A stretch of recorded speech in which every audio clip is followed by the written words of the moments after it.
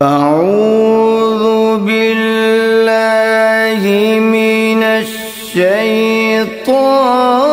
الرجیم بسم اللہ الرحمن الرحیم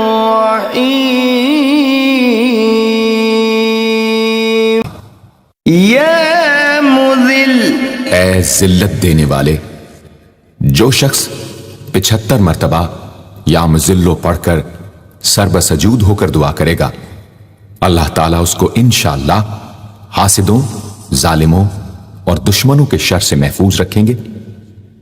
اگر کوئی خاص دشمن ہو تو سجدے میں اس کا نام لے کر کہ اے اللہ فلاں ظالم یا دشمن کے شر سے محفوظ رکھ دعا کرے، انشاءاللہ قبول ہوگی۔ یا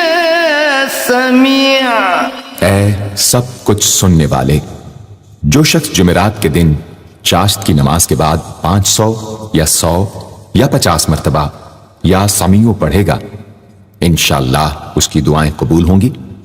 درمیان میں کسی سے بات ہرگز نہ کرے۔ اور جو شخص جمعرات کے دن فجر کی سنتوں اور فرضوں کے درمیان 100 مرتبہ پڑھے گا، اللہ تعالیٰ اس کو انشاءاللہ نظر خاص سے نوازیں گے۔ یا بصیر، اے سب کچھ دیکھنے والے،